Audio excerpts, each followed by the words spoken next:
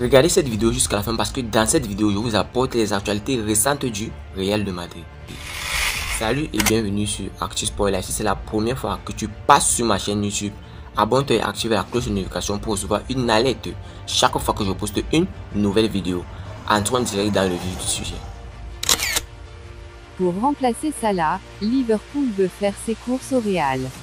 Pour pallier l'éventuel départ de Mohamed Salah, Liverpool serait prêt à tenter sa chance pour l'international brésilien Rodrigo. Le Liverpool FC s'est-il résigné à un départ de Mohamed Salah en Arabie Saoudite? Si l'on en croit Todo Fichares, le club pensionnaire de Première Ligue serait en quête d'un successeur à l'attaquant égyptien et lorgnerait du côté du Real Madrid. Selon le média Iber, les Reds auraient inscrit le nom de Rodrigo sur leur tablette et seraient prêts à débourser pas moins de 100 millions d'euros pour l'ancien sociétaire de Santos, sous contrat jusqu'en juin 2025. Néanmoins, étant donné le manque de profondeur dont disposent les merengues en attaque depuis le départ de Karim Benzema à Al-Ittihad, pas sûr que les vice-champions d'Espagne soient disposés à laisser filer l'ailier droit au Riverde. Rafael Nadal, j'aimerais être président du Real Madrid. La légende du tennis mondial, Rafael Nadal, fervent supporter du Real Madrid, a récemment laissé entendre qu'il ne serait pas opposé à l'idée de devenir un jour le président du prestigieux club de football. Lors d'une récente déclaration, le joueur de tennis Rafa Nadal a ouvert la porte à la possibilité de présider le Real Madrid, club dont il est un passionné inconditionnel. Il a exprimé son intérêt pour cette perspective dans un entretien avec le journaliste Juanma Castelló sur la chaîne Movistar Plus. Est-ce que je veux être président du Real Madrid? Je ne sais pas. Je promets que ce n'est pas un rêve, mais je pense que cela me plairait. Mais il y a beaucoup de choses à considérer. Aujourd'hui, nous avons le meilleur président possible. Cependant, ce que je pense aujourd'hui pourrait bien être différent de ce que je penserai demain. La vie est pleine d'incertitudes, et il faut aussi se demander si l'on a les capacités nécessaires pour relever un tel défi. Rafa Nadal a ensuite ajouté, « Je suis réaliste envers moi-même, je connais mes limites, et je ne sais pas si je serai capable de le faire ou non. L'avenir nous le dira. Florentino Pérez ne m'a jamais posé la question. Je ne pense pas remplir les conditions pour être candidat, même si je suis membre honoraire. Cela ne va pas plus loin que cela, a-t-il précisé. Profitant de l'occasion, la légende espagnole a également communiqué un message clair à l'attaquant du Paris Saint-Germain, Kylian Mbappé, dont le nom est régulièrement associé à un éventuel transfert au Real Madrid. Je serais ravi que Kylian Mbappé rejoigne le club. Je l'attends les bras ouverts, je n'ai aucun problème avec lui, bien au contraire. Je ne lui en veux pas de ne pas être encore venu. Après tout, il n'était pas tenu de le faire, a conclu Nadal. La grande confession d'Isco après son passage au Real Madrid. L'actuel joueur du Betis, Isco, parle de son passage au Real Madrid et des deux milieux de terrain, Kroos et Modric. Isco a été l'un des joueurs qui ont fait partie d'une grande époque au Real Madrid, celle des 3 Ligues des Champions consécutives. Le meneur de jeu a connu une fin de carrière au club qui n'a pas été à la hauteur de tout ce qu'il avait apporté les années précédentes, ce que beaucoup considèrent aujourd'hui comme injuste. Mais cet Isco lui-même a levé les doutes sur ses dernières années au Real Madrid dans une interview accordée aux médias saoudiens Koura. Le 22 du Betis a clairement indiqué que sa dernière étape au club ne l'avait pas affecté autant qu'on le pensait, car il veut toujours jouer au football au plus haut niveau.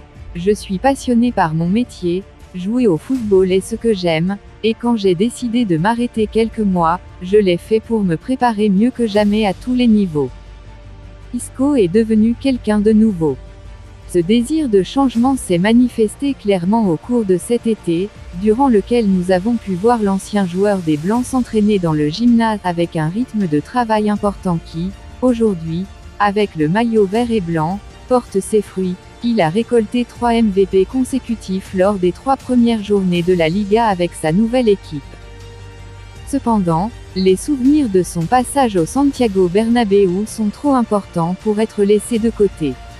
Bien qu'Isco se souvienne avec émotion de son passage au club, il estime que le football est complexe et qu'il faut savoir s'adapter à toutes les situations. Je n'ai pas l'impression d'avoir été traité injustement ces dernières années. Le fait que Isco ait pu réorienter sa situation correspond à cette nouvelle mentalité qu'il semble avoir et qui était absente au Real Madrid. Le contexte, selon Isco lui-même, n'était pas non plus le plus favorable en raison de la présence de Luka Modric et Toni Kroos, deux joueurs en pleine force de l'âge et offrant une concurrence extrêmement élevée, ce qui l'a amené à reconnaître qu'il aurait dû partir il y a plus longtemps, lorsque les dirigeants blancs lui ont présenté la première opportunité. Avant de continuer, n'oubliez pas de vous inscrire sur un XBet en utilisant notre nouveau code promo ActuSportLive et vous recevrez tous les nouveaux bonus un XBet, commençant par des bonus de bienvenue allant jusqu'à 150 $ sur vos premiers dépôts et plus de bonus offerts pour les parieurs réguliers. Merci encore, nous allons continuer. Désaccord chez le Real Madrid, Ancelotti a énervé un autre joueur important en plus de Modric. Les premières conclusions du Real Madrid 2023-2024 commencent à être tirées, où le renouvellement est palpable à chaque journée, ainsi que le désir de compétition de chacune des pièces de l'équipe. Luka Modric n'est pas le seul à être énervé par Carlo Ancelotti. Tout le monde veut jouer au Real Madrid, mais la réalité est qu'il n'y a de la place que pour 11 joueurs et le premier à le savoir est Carlo Ancelotti. L'entraîneur italien a non seulement des problèmes pour trouver du temps de jeu pour Luka Modric, qui, comme un autre pilier de l'équipe, demande à grands cris une opportunité sur le terrain. Semaine clé pour inverser la situation. L'arrivée d'une nouvelle génération de talents, ainsi que l'arrivée d'un nouveau système, ont fait que l'entraîneur du Real Madrid a jusqu'à présent misé sur une équipe type. En pleine semaine de rotation, ainsi que de l'arrivée de la Ligue des Champions, on attendait des mouvements qui ne sont pas encore arrivés et qui ont toute l'équipe en attente de leur chance. Le cas le plus connu lorsqu'il s'agit de parler d'un mécontentement envers Ancelotti est bien sûr celui de Modric. Bien que le Croate et le club sachent que la situation est plus que naturelle et que, nous le répétons, il n'y a de la place que pour les joueurs en meilleure forme, Luka n'est certainement pas le seul pilier de l'équipe à estimer mériter plus de temps de jeu. Si demain contre l'Union Berlin il ne démarre pas en tant que titulaire, des réclamations internes sont à prévoir. Nacho, même équation. Le capitaine a renouvelé son contrat il y a des mois avec la promesse d'avoir du temps de jeu, une opportunité et un rôle pondéré par rapport à ce qui a été vu la saison dernière. Pour l'instant, cette situation ne s'est pas produite et même des événements tels que la blessure d'Eder Militao, Ferland Mendy ou l'absence de Dani Carvajal, Ancelotti a confirmé Luka en tant que latéral, n'ont pas permis à Nacho de s'installer dans une équipe qui, sauf retournement de situation à 180 degrés, ne le verra pas non plus commencer demain. Le défenseur savait qu'il ne serait pas indiscutable, tout comme Antonio Rudiger ou David Alaba sont devant lui dans les considérations de l'Italien, mais il espérait tout de même avoir plus de présence dans une équipe où les rotations commencent maintenant dans toutes les rangées. Plus que jamais et dans le but de maintenir le leadership de la Liga, on attend la version la plus gestionnaire de Carlo Ancelotti, qui a un problème béni lorsqu'il s'agit de choisir ses 11 joueurs. Nous avons détecté quelques points faibles chez le Real Madrid. L'entraîneur de l'Union Berlin, Urs Fischer, a répondu aux questions de la presse avant d'aller affronter le Real Madrid au Bernabéu. Le fait d'être ici est une récompense pour la merveilleuse saison dernière que nous avons jouée en Allemagne. Nous nous sommes battus avec acharnement et nous l'avons mérité, a-t-il déclaré. Je ne pense pas que le Real Madrid nous sous-estime. Si vous regardez le début de saison du Real, avec 5 victoires en 5 matchs, ils vont être en feu contre nous demain. Nous voulons montrer notre ADN et être considérés comme une équipe mature. Nous allons profiter de ce match. Nous ne savons pas combien de fois nous aurons encore la chance de jouer ici et c'est une grande expérience. En Bundesliga, nous avons aussi des stades impressionnants, comme ceux du Bayern et du Borussia. Mais jouer dans un stade aussi grand et célèbre contre un club aussi titré est quelque chose de très spécial pour nous. Nous avons beaucoup de respect pour cela, a-t-il ajouté.